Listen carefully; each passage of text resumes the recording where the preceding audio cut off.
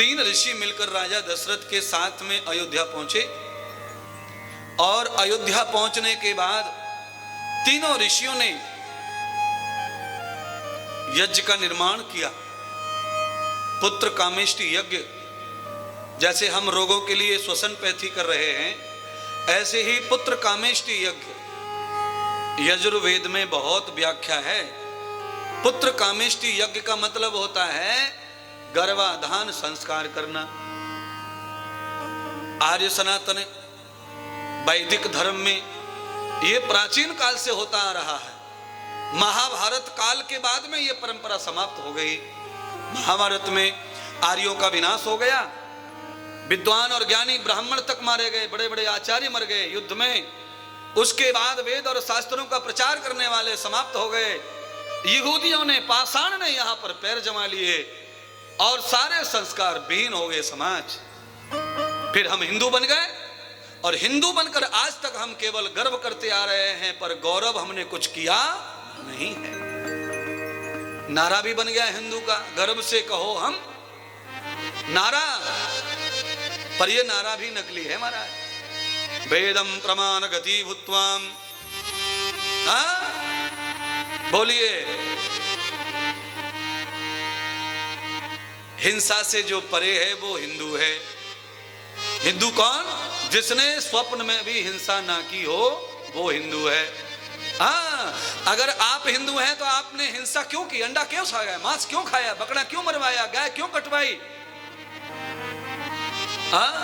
अगर आप भी मांस अंडा खाते हैं तो फिर आप में और बाकी खाने वाले जो संस्कृतियां हैं उनमें क्या फर्क है? हिंदू हिंदू हिंदू हिंदू नहीं, हिंदू वो है जो हिंसा से दूर हो। कौन हिंदू है हिंसा से दूर? आपको पता है, हमारे काम करते करते हमारे खेत में कुछ चींटी मूंगी चींटे आ जाते हैं फसल को देखकर। अगर वो भी हमारी दवाई ववाई मारकर मर जाते हैं, उसके अपराध से मुक्त होने के लिए हम अपनी फसल का अन्न ब्राह्मण को दान करते हैं, मंत्र जपने वाले को। जो भक्ति करने वाला ब्राह्मण हुआ करता था पहले, वो सारे गांव के उद्धार के लिए मंत्र जपता था, भजन करता था। उस ब्राह्मण को पहले फसल का दान करके हम अन्न खाते थे, क्योंकि हमने चींटी मूंगी दुनिया भर की मारी है, कूटी है, पीटी है, अपराध ना लग जाए। ब्राह्मण को दान करके बल वैसे यज्ञ हो जाता था। जो बलि चढ़ गए हमारी फसल में, उनके अपराध से बचने के लिए। ऐसा धर्म है हिंदू धर्म, जिसमें चींटी को भी तकलीफ ना हो, ऐसा धर्म है। पर आगे का तो मैं कहता ही हूं, मैं थोड़ी रुकने वाला हूं। बोलिए, आप हिंदू हैं तो कितनी हिंसा कर रहे हैं महाराज?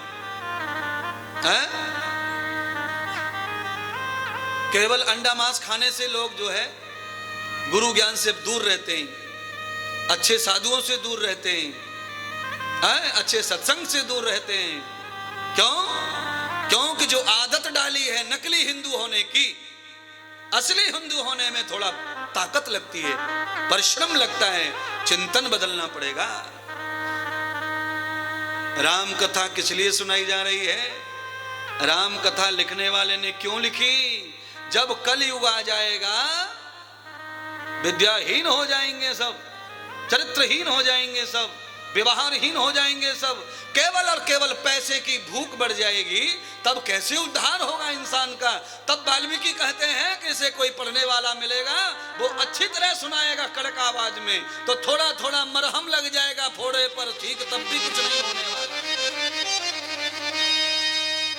सुनिए, घुटने का दर्द जाए न जाए, पर रात में सोने के लिए बाम भी काम कर जाती है। तो ये कथा उद्धार करे ना करे, तुम्हें सच्चा हिंदू बनाए ना बनाए, पर थोड़े से दर्द को तुम मेरा कम ही कर देगी महाराज। पीड़ा जो है वो कम हो जाती है इससे। क्यों कम हो जाती है? तुम सुधरो ना सुधरो कोई, पर हम सुधारने का काम कर रहे, बाम लगा रहे ना, हमने अपना फर्ज पूरा कर दिया है। कितना असर करेगी दर्द पे? घुटने के, कमर के दर्द को कितना अच्छा करेगी नहीं पता। पर मैंने सबको दर्द की गोली और बाम रगड़ते देखा है, और फिर कम्बल ओढ़ के सोते भी देखा है। चाहे वो दर्द पुनः पुनः आता हो, पर थोड़े थोड़े समय के लिए रिलैक्स कर देता है। तो ये सत्संग, ये कथा थोड़े समय आदमी को रिलैक्स रखती है, प्यारा रखती है, प्रसन्न रखती है, शांत रखती है, प्रपंच उद्योग से हाइपर होने से बचाती है।